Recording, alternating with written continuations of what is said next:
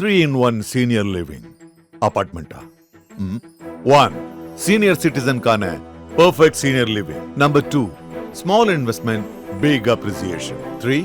உங்க பசங்களுக்கு ஃபியூச்சர்ல நல்ல ரெண்டல் இன்கம் தரப்போற ப்ராப்பர்ட்டி. ஸ்டெப் ஸ்டோன் ஆலம் இன் பொள்ளாச்சி நியர் கோவை. இதை செய்யறதுக்கு குறைந்தபட்சம் ஒரு வருடம் ஒரு மாநிலத்துக்கு ஆகும். ஓகே. இப்போ நீங்கள் ஒருத்தருக்கு வந்து இப்போ உதாரணத்துக்கு பீகாரில் பண்ணாங்க, கிட்டத்தட்ட 1 கோடி வாக்காளர்களை நீக்கிட்டாங்க. சரியான ஆவணங்கள் அவங்க சப்மிட் பண்ணல, கொடுக்கல. அதில் குறிப்பாக யார் பாதிக்கப்படுறா அப்படின்னா, கூலி வேலை செய்யக்கூடியவர்கள், உடல் உழைப்பு வேலை செய்யக்கூடியவர்கள், கல்வி அறிவு இல்லாதவர்கள், அடித்தட்டு மக்கள் தான் பெருசாக பாதிக்கப்படுறாங்க. இது என்ன சொல்கிறாங்கன்னா, 1 மாதம் டைம், 1 மாதங்களே உங்களுடைய ப்ரூஃபெல்லாம் நீங்கள் ஆன்லைனில் அப்ளை பண்ணணும்னா, பீகார் மாதிரியான பின்தங்கிய மாநிலத்தில் எப்படி எங்கே போய் அவங்க அப்ளை பண்ணுவாங்க? இது வந்து மறைமுகமாக கொண்டு வந்து இதை வந்து இந்த சிஏஏ கொண்டு வந்து ஜாயின் பண்ணுறது. Okay okay. சிஏஏல வந்து என்ன பண்ணுறாங்கன்னா, இந்த நேஷனல் பாப்புலேஷன் ரெஜிஸ்ட்ரேஷன் இருக்குது, என்பிஆர்னு இருக்குது. இதுதான் என்பிஆர். நீங்கள் உங்கள் ஆவணங்களை கொடுக்க முடியலன்னா நீங்கள் ஓட்டு போடக்கூடிய உரிமை இழந்துடுறீங்க. வாக்காளர்கள் நீக்கக்கூடிய வேலை தான் செய்கிறாங்க. இன்னைக்கு விஜயும் அதான் சொல்கிறார். எஸ்ஐஆர் வந்து மிகப்பெரிய எல்லாரும் டாக்குமெண்ட் தூக்கிட்டு ஓடி போய் வரிசையில் நிற்க போகிறோன்னு பாருங்கள். எப்படி 100 ரூபாய்க்கு 50 ரூபாய்க்கும் டிமாண்டேஷன் வந்தப்போ பின்னமோ அந்த மாதிரி டாக்குமெண்ட் ஒவ்வொருத்தரும் கையில் வச்சுக்கிட்டு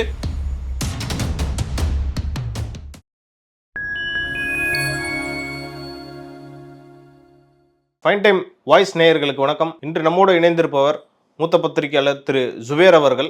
வாருங்கள், அவரிடம் அரசியல் சார்ந்த பல்வேறு கேள்விகளை முன்வைக்கலாம். வணக்கம் சார். வணக்கம் சார். தமிழ்நாட்டில் சட்டமன்ற தேர்தல் நடக்கும்போது நெருங்கிக்கிட்டே வருது. இதில் என்னென்னா, எஸ்ஐஆரை வந்து இம்ப்ளிமெண்ட் பண்ணிட்டாங்க. இதை வந்து இந்த திமுக, முக்கியமாக திமுக தலைவர் ஸ்டாலின் வந்து இது கடுமையாக எதிர்க்கிறாரு. ஒரு பக்கம் அதிமுக வந்து ஆதரவு தெரிவிச்சிருக்காங்க. இல்லை என்னதான் சார் நடக்கும் போது திமுக இதை பார்த்தா பயம்னு சொல்கிறாங்களே சார்.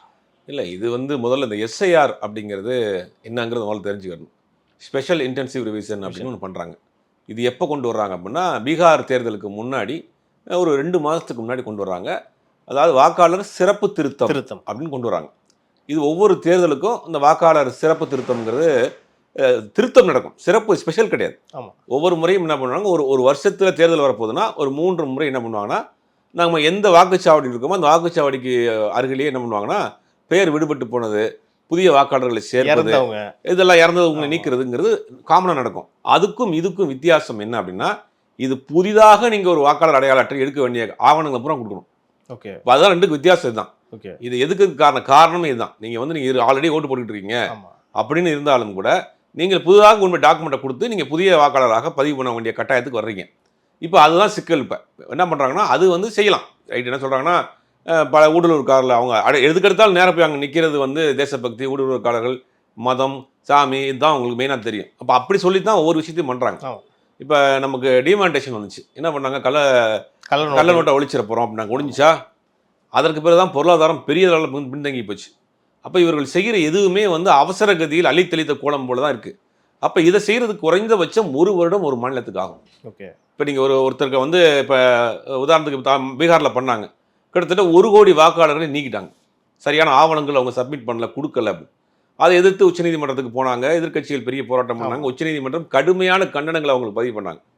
பதிவு பண்ணி அவங்க முதல்ல வந்து ஆதாரெலாம் வந்து அந்த ப்ரூஃபாக எடுத்துக்கல. ஆமாம். ஆதார ப்ரூஃபாக எடுக்கும். உச்சநீதிமன்றம் கடுமையான கண்டனங்கள் தெரிவித்து ஆதாரையும் நீங்கள் ப்ரூஃபை வாங்கிட்டு அவங்கள ஓட்டு போடணும்னு நீங்கள் சொன்ன பிறகு ஒரு 25 லட்சம் பேரை கழிச்சிட்டாங்க.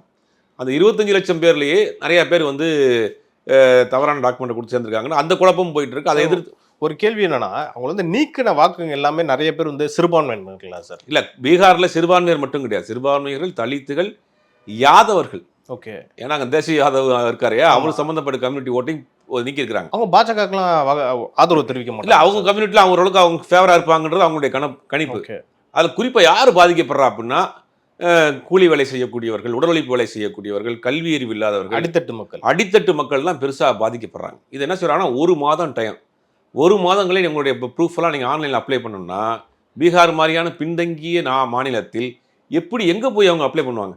ஓகே. ஒரு கிராமத்தில் இருக்கிறவங்க மொத்தம் அவனுக்கு இன்டர்நெட்னாலே என்னன்னு தெரியாது. இன்டர்நெட்டில் இந்த வெப்சைட்டை ஓப்பன் பண்ணி இவன் எல்லா டாக்குமெண்ட்டையும் ஸ்கேன் பண்ணி அதை அவர் அனுப்பிடுமா? இது எப்படி நடக்கிற சாத்தியமா? அது 1 மாதத்துக்குள்ள அவங்க வேலையை பார்ப்பாங்களா? இதை இல்லை, முதல்ல அவனுக்கு தெரியாதுல்ல. ஓகே. அதுவே ஒரு பெரிய பதட்டமாயிரும். சப்போஸ் டாக்குமெண்ட் இல்லைன்னா அது பெரிய குழப்படி வர வச்சுக்கலாம். அது நடந்து முடிஞ்சிருச்சு. இப்போ தேர்தல் வரப்போகுது. இப்போ அதை என்ன பண்ணுறாங்கன்னா, 5 மாநிலத்துக்கு அப்ளை பண்ணுறாங்க. அடுத்த வருஷம் 2026 5 மாநிலத்துக்கு தேர்தல் வரப்போகுது. இந்த 5 மாநிலத்துக்கு தமிழ்நாடு, கேரளா, பாண்டிச்சேரி, மத்திய பிரதேஷ், அஸ்ஸாம், சாரி வெஸ்ட் பெங்கால், அஸ்ஸாம், இந்த 5 மாநிலத்துக்கும் இந்த எஸ்ஐஆரை இம்ப்ளிமெண்ட் பண்ணிட்டாங்க.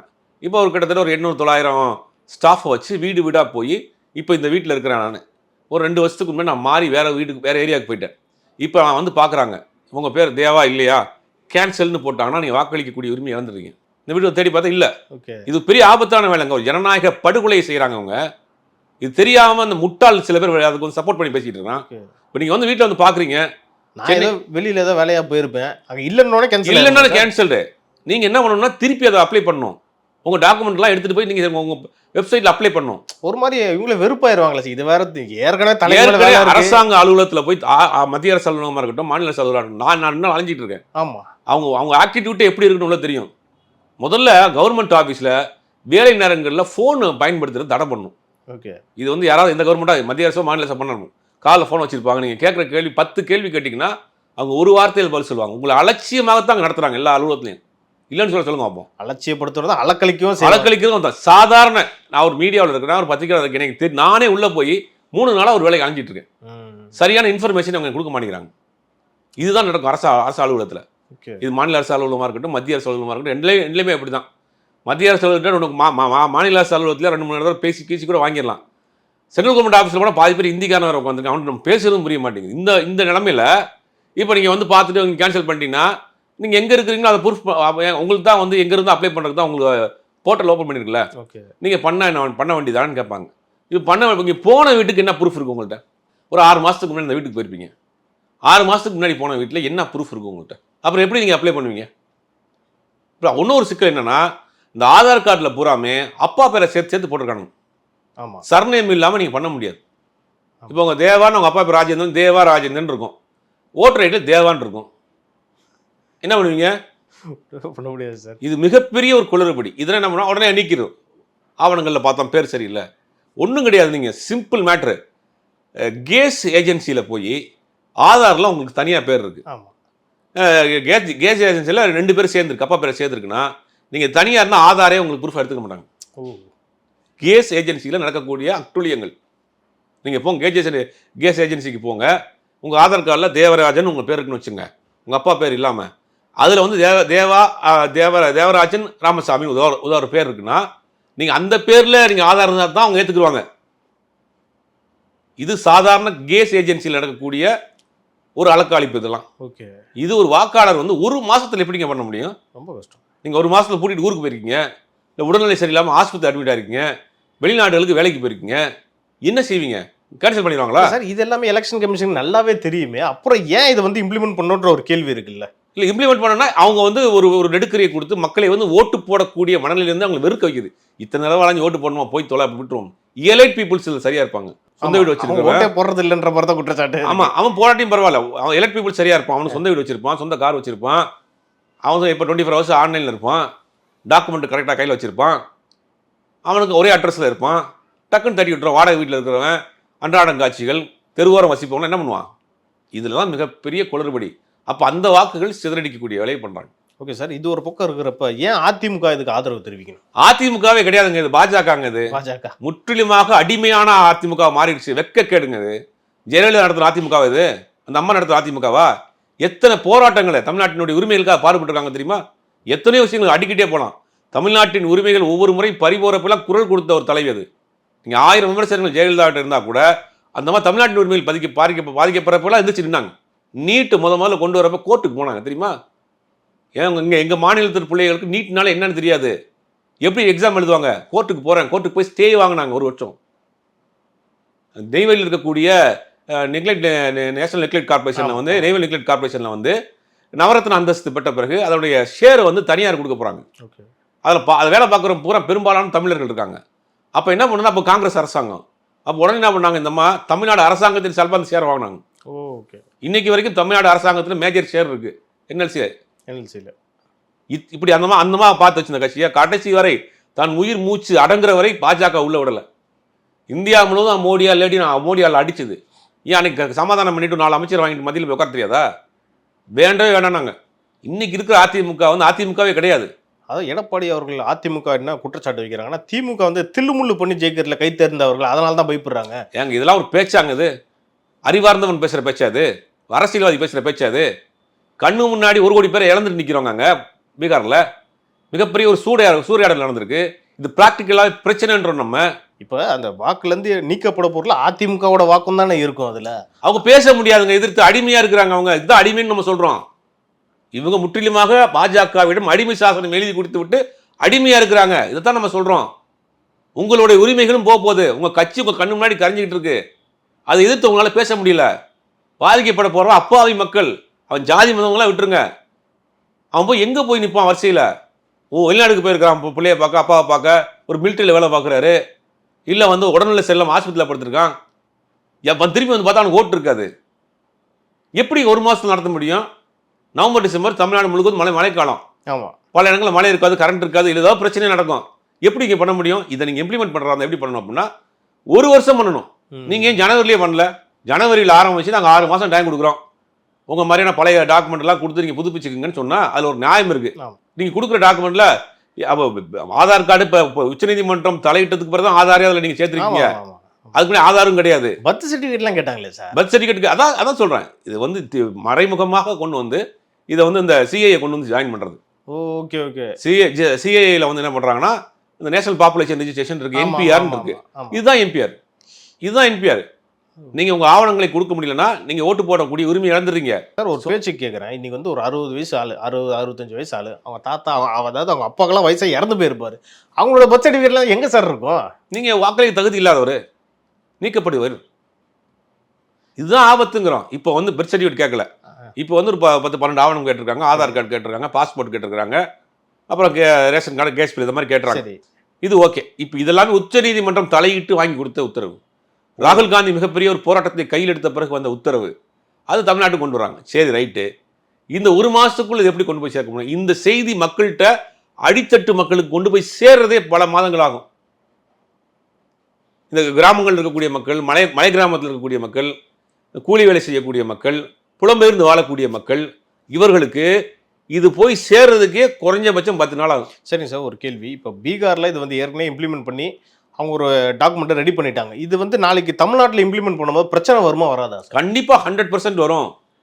இது ப்ராக்டிக்கலாக 1 மாசத்துல முடியாது. இது காலம் தேவைப்படுது. தேவையில்லாம ஒரு அண்ட்ரஸ்ட் வரும்ல சார்? இது கண்டிப்பாக வரும். வாக்காளர்கள் நீக்கக்கூடிய வேலை தான் செய்கிறாங்க. ஓகே. இதைத்தான் திமுக மட்டும் சொல்லலை, திமுக இருக்கக்கூடிய கூட்டணி கட்சியில் அத்தனையும் சொல்கிறாங்க. இன்னைக்கு விஜயும் அதான் சொல்கிறார். எஸ்ஐஆர் மிகப்பெரிய எல்லாரும் டாக்குமெண்ட் தூக்கிட்டு ஓடி போய் வரிசையில் நிற்க போகிறோன்னு பாருங்க. எப்படி 100 ரூபாய்க்கும் 50 ரூபாய்க்கும் டிமாண்டேஷன் வந்தப்போ பின்னமோ அந்த மாதிரி டாக்குமெண்ட் ஒவ்வொருத்தரும் கையில் வச்சுக்கிட்டு ஒவ்வொருத்தரும் கியூவாக நிற்க போகிறோம், வேலையை லீவ் போட்டு. இது என்ன இதுக்கு கொடுமை? இதைத்தான் சொல்கிறோம். இது சர்வாதிகாரம், மக்களை பற்றி சிந்திக்காத ஒரு வேலை. தேர்தல் ஆணையத்தை தன் கைப்பாவையாக வச்சு கொண்டு பாஜக பண்ணக்கூடிய அட்டூழியம். கரெக்டாக 5 மாநிலத்தில் அவங்களுக்கு எங்கெங்கே ஃபேவராக வீக்காக இருக்காங்களோ அந்த மாநிலங்கள்லாம் பண்ணுறாங்க. ஓகே. தமிழ்நாட்டில் அவங்க வீக்கு, அவங்க ஒன்றுமே பண்ண முடியல. கேரளாவில் பண்ண முடியல. எனக்கு ஓட்டு போடல, நீ சாவு. எனக்கு ஓட்டு போடல, நீ சாவுடா. நீ வெஸ்ட் பெங்கால் அங்கேயும் பிஜேபி ஆட்சி கிடையாது. பீகார்லேயும் இப்போ அவங்க ஆட்சி போக போகுது. ஓகே. எனக்கு ஓட்டு போடல, நீ டாக்குமெண்ட் தூக்கி ஆள, ஆஃபீஸ்க்கு ஆள. அவனால் முடியலையா, நீ ஓட்டு போட முடியாது, போ. அதாவது மறைமுகமாக பழி வாங்குற மாதிரி. பழி வாங்குறது தான் இது. இதை நீங்கள் ப்ராப்பராக நீங்கள் இம்ப்ளிமெண்ட் பண்ணுறதா எப்படி பண்ணணும்? ஒரு 6 மாத காலம் டைம் கொடுங்க. இந்த டாக்குமெண்ட்லாம் வாங்கிக்கிறோம்னு சொல்லுங்கள். இது ஏகப்பட்ட நடைமுறைப்படுத்துவதில் ஏகப்பட்ட சிக்கல் இருக்கு. ஏன்னா இப்போ சமீபமாக சார், அதாவது பார்லிமெண்ட் எலெக்ஷன் முடிஞ்சு கிட்டத்தட்ட 1.5 வருஷம் ஆயிடுச்சு. அதுக்கப்புறம் பார்த்தீங்கன்னா ராகுல் காந்தி அவர்கள் என்ன சொல்கிறாருன்னா வாக்கு திருட்டு முக்கியமான குற்றச்சாட்டாக வைக்கிறாரு. இப்போ இந்த மாதிரி எஸ்ஐஆர் இதுக்கு முன்னாடி பார்க்காதது எல்லாமே எலெக்ஷன் கமிஷன் புதுசாக பண்ணுறாங்களே சார். இதைத்தான் நம்ம சொல்கிறோம். எலெக்ஷன் கமிஷன் பிஜேபியினுடைய ஒரு அணியாக செயல்படுகிறது. எலெக்ஷன் கமிஷனை நியமித்ததுலேருந்தே கொள்ள முடியாது. அதுல ஏகப்பட்ட குற்றச்சாட்டு. இதுக்கு முன்னாடி எஸ்ஐஆர் நடத்தல சார். அப்ப அது எல்லாமே நடத்திருக்காங்க. ஓகே, நடத்திருக்காங்க. 2 சுதந்திர இந்தியாவுக்கு பிறகு ஒரு 3 முறை நடத்திருக்காங்க. 3 முறை நடத்திருக்காங்க. ஆனா இவ்வளவு கடுமை கிடையாது. அதான் சிக்கல். இவ்வளவு கடுமை, இவ்வளவு வேகம் ஏன்? 6 மாசம் நடத்துங்க. அப்ப இதுக்கு முன்னாடி நடந்த எஸ்ஐஆர்லாம் எப்படி சார்? இவ்வளவு கடுமை கிடையாது. இவ்வளவு கடுமை கிடையாது. இவ்வளவு டாக்குமெண்ட் கேட்கலையே நீங்க. அதுக்கு இதுக்கு வித்தியாசம் இருக்கு இல்லையா? 6 மாசம் நடத்திருப்பாங்க, 1 வருஷம் நடத்திருப்பாங்க. நீங்க ஜனவரி மாசம் நீங்க கொண்டு வாங்க. இல்லை இந்த 2 மாதத்தை எப்படி நடத்த முடியும்? ஒருவேளை இந்த வாக்கு திருட்டை மடைமாற்றம் செய்யறதுக்கான எஸ்ஐஆர்னு எடுத்துக்கலாம். அதுவும் ஒன்று தான். இப்போ பார்த்தீங்கன்னா மகாராஷ்டிராவில் நாடாளுமன்ற தேர்தலில் இந்தியா கூட்டணி 32 தொகுதியில் ஜெயிக்கிறாங்க. ஆமாம் சார். 6 மாசத்துல சட்டமன்ற தேர்தலில் பாஜக ஆட்சியை பிடிக்குது. ஆமா. கிட்டத்தட்ட 96 லட்சம் வாக்குகள், ஒரு வாக்கு 2 வாக்கு இல்லை, 96 லட்சம் வாக்குகளை போலி வாக்காளர்களாக 6 மாதத்தில் சேர்த்து அவங்க ஜெயிச்சிருக்கிறாங்க. இது அங்க இருக்கக்கூடிய ராஜ் தாக்கரே, நவநிர்மல சேனா தலைவர் ராஜ் தாக்கரேவும் உத்தவ் தாக்கரேவும், அதில் என்ன கொடுமைன்னா ராஜ் தாக்கரேவும் உத்தவ் தாக்கரேவும் எளிய மூலியமா இருந்தவங்க. ஆமா. 2 பேரும் சித்தாபக்க பெரியப்பா பசங்க, 2 பேரும் வேறு பங்காளி சென்னையில் கட்சி 2 நடத்திருந்தாங்க. இப்போ அவங்களுக்கு ஆட்சி அதிகாரம் போன பிறகு இப்போதான் அவங்க கள நிலவரம் புரியுது. இந்திய எதிர்ப்புலாம் பண்ணிட்டு இருக்காங்க. இப்போ அவங்க என்ன பண்றாங்கன்னா, வர நவம்பர் மாதம் 1ஆம் தேதி மகாராஷ்டிராவில் ஒரு மிகப்பெரிய ஒரு போராட்டத்தை நடத்த போறாங்க. 96 லட்சம் போலி வாக்காளர்களை சேர்த்த ஆவணம் எங்கள்கிட்ட இருக்கு. சொல்றவங்க வந்து சாதாரண ஆள் கிடையாது. மகாராஷ்டிராவில் ஒரு நம்பிக்கைக்கூடிய ஒரு கட்சி, பல முறை ஆட்சி செய்த கட்சி. அந்த கட்சி நீ குற்றச்சாட்டு வைக்குது. இந்தியா கூட்டணியில் இருக்க அத்தனை தலைவரும், தேசியவாத காங்கிரஸ், அப்புறம் சிவசேனா, அப்புறம் உத்தவ் தாக்கரே, இந்த ராஜ் தாக்கரே, இவங்க எல்லாரும் சேர்ந்து ஒரு மிகப்பெரிய ஒரு போராட்டத்தை நவம்பர் மாதம் 1ஆம் தேதி மகாராஷ்டிராவில் நடத்த போகிறாங்க. எதுக்காக? 96 லட்சம் போலி வாக்காளரை சேர்த்திருக்காங்க. அதுக்கான ஆதாரம் எங்கிட்ட இருக்குன்றாங்க. ஏற்கனவே ஒரு பக்கம் கர்நாடகாலையும் இதே குற்றச்சாட்டு இருக்கு. இப்போ மகாராஷ்டிரா, இப்போ இந்தியா ஃபுல்லாவே நடந்திருக்கு. இந்தியா முழுக்க நடந்திருக்கு. அதுதான் குற்றச்சாட்டா இருக்கு. சார், இன்னொரு டவுட் சார், நான் கேட்குறேன். தமிழ்நாட்டில் வந்து போன பார்லிமெண்ட் எலெக்ஷன்ல பாஜக 11% வாங்கியிருக்கேன். 18%. ஓகே, அது எப்படி சார்? அதுதான் சந்தேகமா. 3% இருந்தவங்க திடீர்னு ஒரு 18% போறாங்கன்னா 6 மடங்கு அதிகம். எப்படின்னு அதுலயும் சந்தேகமா இருக்கு. உதாரணத்துக்கு சின்ன சாம்பிள்னா, நம்ம திருவள்ளூர்ல வந்து சசிகாந்த் சேர்ந்து நிற்கிறார். ஆமா. அவர் எது பாஜகவை சேர்ந்து ஒருத்தர் நிற்கிறார். பாஜகவை சேர்ந்து நின்ன வேட்பாளருக்கும் அவருக்கும் அந்த தொகுதிக்கு சம்மந்தமே இல்லை. அவர் சவுத் திருநெல்வேலிக்காரர். ஒரு குற்றச்சாட்டு இருந்துச்சு. சசிகலா குற்றச்சாட்டு வந்து பயங்கரமான அலிகேஷன்ல மாட்டினவர். அவர் 2வது இடத்துல இருக்காரு. அவர் யாருன்னே தெரியாது. இதுதான் இங்க சந்தேகமா இருக்கு. இப்படி பல மாநிலங்கள்ல, பல தொகுதிகளில் அவங்க 2ஆம் இடத்துல இருக்காங்க சார். அதே ஒரு கோயம்புத்தூர்ல அதிமுக அவ்வளவு ஸ்ட்ராங்கான இடத்துல எப்படி சார் அண்ணாமலை செகண்ட் பிளேஸ்ல வந்து? அண்ணாமலைக்கு தனிப்பட்ட ஒரு அங்க ஒரு மாசம் உருவாக்கி வச்சுருந்தான்னு வச்சுங்களேன். அது விட்டுருங்க. திருவள்ளூர்ல தான் சந்தேகம் அதிகமா இருக்கு. இப்படி பாத்தீங்கன்னா 18% அவங்க கணக்கு காட்டுறாங்க. இது எல்லாமே அந்த மாதிரியான வேலை செஞ்சிருக்காங்க. அது ஒரு, அதாவது தேர்தல் ஆணையத்தை வைத்து பாஜக எந்தெந்த வழியில் முன்னே இது பண்றாங்க அப்படின்னு, தில்லுமுள்ளு பண்றாங்க அப்படின்னா, இவிஎம் மிஷின் மேல ஒரு நிறைய குளறுபடிகள் இருக்கு. அப்புறம் அந்த 4 to 6 இருக்கு பாத்தீங்களா, அந்த வாக்குப்பதிவு முடிகிற நேரம், அந்த 4 to 6ல சரட்டுன்னு 15% ஏறுது. அதான் கோட்டம் கேட்குறாங்களா சார்? எப்படின்னா அவங்கள சிசிடிவி ஃபுட்டேஜ் கேட்குறாங்க. சிசிடிவி ஃபுட்டேஜ் கேட்டா கொடுக்க மாட்டேன், பிரைவசிங்கிறாங்க. அதுல என்ன சார்? அதான் ட்ரெஸ்ஸிங் ரூமா சார்? சரி, நீ வந்து இதுட்ட கொடு, கோர்ட்ல கொடு. பிரைவேசி தானே. ஆமா. அவர் கேட்குற ஒரு ஜட்ஜி தானே. ஆமா. அது கான்ஃபிடென்ஷியல் தானே. நீ கோர்ட்ல கொடு. ஏன் கொடுக்க மாட்டேங்கிற? ஏன் கோர்ட்டு கொடுக்க மாட்டேங்கிற? அண்டவாளம் தண்டவாளத்தில் ஏறிடும். எப்படி 15% போடும்? அதை கூட விட்டுருவோம். அதை கூட போய் தொலைறாங்க. அதுக்கு பிறகு என்ன பண்றாங்கன்னா, ரவுண்டா ஒரு நம்பர் சொல்லுவாங்க. இன்று சென்னையில, தென் சென்னையில 68% மையம். நாளை காலைல வேற மாதிரி இருக்கும். நாளை காலைல பார்த்து எப்படி வந்து ஒரு 3 மணி நைட்டு முடிய அதை வளர்ந்துச்சு. அது எந்தெந்த வழியில குளறுபடி பண்ண முடியுமா? ஜனநாயகத்தை கேலி கூத்தாகக்கூடிய வேலை செய்யறாங்க. இதுதான் பயங்கரமான. நீங்க யார் வேணாலும் வரட்டுங்க ஆட்சிக்கு, மக்கள் தேர்ந்தெடுத்து வாங்கன்ற. திமுக வரட்டும், காங்கிரஸ் வரட்டும், அதிமுக வரட்டும், இது வந்து ஜனநாயகத்துக்கு வேட்டு வைக்கக்கூடிய வேலை. நான் பிடிச்ச ஒருத்தர் தேர்ந்தெடுக்க முடியாத ஒரு சூழ்நிலை வர்றப்ப இது என்ன இது? இதுதான் செய்ய போறாங்க. இது தேர்தல் ஆணையம் முழுக்க முழுக்க பாஜகவினுடைய கைப்பாவையாக மாறிவிட்டது. தொடர்ந்து தேர்தல் ஆணையத்தை வச்சு தான் ஜெயிச்சுக்கிட்டே இருக்கிறாங்க. இப்போ அந்த தேர்தல் ஆணையரை நியமித்ததுலேயே நிறைய குளறுபடி. அதாவது 1950ல் இந்த தேர்தல் ஆணையம் உருவாக்கப்படுது. இது ஒரு அட்டானமஸ் பாடியாக, சுதந்திரத்துக்கு பிறகு இதுக்கு ஒரு அட்டானமஸ் பாடியாக உருவாக்குறாங்க. இது தன்னாட்சி அமைப்பாக இருக்கணும். எப்படி வந்து நீதிமன்றங்கள் வந்து ஒரு அட்டானமஸ் பாடியாக இருக்கும், எலெக்ஷன் போர்டல் வந்து ஒரு தனி அட்டானமஸ் பாடியாக இருக்கணுங்கிறதுக்காக உருவாக்கப்பட்ட ஒரு அமைப்பு. அதில் என்ன பண்ணுறாங்கன்னா, அரசியல் அமைப்பு சட்டத்திலே சிறப்பு சட்டங்கள் கொடுக்கப்பட்டு என்ன செய்கிறாங்கன்னா, இது எந்த அரசியல் கட்சியுடைய தலையீடும் இருக்கக்கூடாது அப்படின்னு என்ன பண்றாங்க அப்படின்னா, இதை வந்து இந்த தேர்தல் ஆணையரை தேர்ந்தெடுக்கிறதுக்கு ஒரு முறை வச்சிருக்காங்க. அதுல யாருன்னா பிரதமர், எதிர்க்கட்சி தலைவர், உச்ச நீதிமன்ற நீதிபதி, இவங்க 3 பேர் சேர்ந்து தான் ஒரு தேர்தல் ஆணையரை தேர்ந்தெடுப்பாங்க. இந்த பாஜக அரசாங்கம் வந்த பிறகு என்ன பண்ணாங்கன்னா, நீதிபதியை தூக்கிட்டாங்க. உச்ச நீதிபதி தூக்கிட்டாங்க. 2வது யாருன்னா, அவர் கேபினட் அமைச்சரவையில் இருக்கக்கூடிய அந்தஸ்து இருக்கக்கூடிய ஒரு நபர், பிரதமர், ஒரே ஒரு எதிர்க்கட்சி தலைவர். இதுதான் இருந்துப்போம். இதுல என்ன வெளிப்படைத்தன்மை இருக்கும்? இப்படி ஒட்டுமொத்தமாக வந்து இவங்க வந்து அவங்களுக்கு வந்து தேர்தல் மீது நம்பிக்கை கிடையாது, ஜனநாயகத்தின் மீது நம்பிக்கை கிடையாது. அவர்கள் வந்து ஒரே நாடு, ஒரே அதிபர், ஒரே மக்கள், இப்படிதான் அவங்களுடைய எண்ணம். ஆர்எஸ்எஸ் அஜெண்டாவே அதுதான். ஆர்எஸ்எஸ் கோர் அஜெண்டா என்னன்னா, இந்தியாவில் இஸ்லாமியர்கள், கிறிஸ்தவர்கள், தலித்துகள் இவர்கள் எல்லாம் வந்து 2ஆம் தர குடிமக்களா இருக்கணும். வாக்களிக்கக்கூடிய உரிமையை அவரிடம் பறிக்கணும். அதிகார பரவல் இருக்கக்கூடாது. அதனாலதான் அவங்க வந்து மாநிலங்களை வந்து அவங்க வந்து கன்சிடரே பண்ண மாட்டாங்க. அதிகாரம் நம்மகிட்ட இருக்கணும், யாரும் வந்து எங்களை எதிர்த்து கேள்வி கேட்டக்கூடாது. ஏறக்குறைய அது ஒரு சர்வாதிகாரமாக இருக்கும். ஓகே, அதை நோக்கி தான் போகிறாங்க. அதனுடைய நீட்சியாக என்ன பண்ணுறாங்கன்னா சிஏ கொண்டு வராங்க. சிஏ கொண்டு வந்து டாக்குமெண்ட்லாம் வேற ரூட்டில் கொண்டு வராங்க. சிஏ இம்ப்ளிமெண்ட் பண்ணுறதுக்கு டிலே ஆகுது. இப்போ எஸ்ஐஆரை கொண்டு வந்திருக்கோம். எஸ்ஐஆர் கொண்டு வந்தோன்னா யார்? சிறுபான்மை மக்கள், படிப்பு படிக்காதவனா இருப்பான், ஏழை எளிய மக்கள், தலித் மக்கள், படிக்காத மக்களாக இருப்பாங்க, கிராமத்தில் இருக்கக்கூடிய மக்கள், அவங்க வாக்குகள்லாம் போயிடும் இல்லையா? அப்போ ஆல்மோஸ்ட் அவங்க எந்த நாட்டிலே வாக்களிக்கக்கூடிய உரிமை இழந்த நபர்களாக ஆயிடுவாங்க, இரண்டாம் தக்க குடிமக்கள் ஆயிடுவாங்க. இப்போ அதான் கொண்டு வராங்க. இப்போ தமிழ்நாட்டிலே அதான் கொண்டு வரோம். தமிழ்நாட்டில் அதை கொண்டு வந்து என்ன பண்ண போகிறாங்க, இதை செய்கிறாங்க. இது நடைமுறை சிக்கல் இருக்குது. நேற்று கூட சசிகாந்த் செந்தில் எம்பி வந்து ரொம்ப டீட்டெயில்டாக, முன்னாள் ஐஏஎஸ் ஆஃபீஸர், ரொம்ப டீட்டெயிலாக அதை பற்றி பேசியிருக்காரு. இது வந்து மிகப்பெரிய ஒரு சூறையாடலை பண்ணக்கூடிய வேலை செய்ய போகிறாங்க, இதில் இம்ப்ளிமெண்ட் பண்ணுறதுக்கு மிகப்பெரிய ஒரு சிக்கல் இருக்குங்க அப்படின்றார். இதைக்கு முட்டு கொடுக்க வேலை செய்கிறாங்க. ஊடுருவக்காரர்களை வந்து சப்போர்ட் பண்ணுறீங்களா? இது எப்படா உங்கள் வீட்டில் நடக்க போகுது?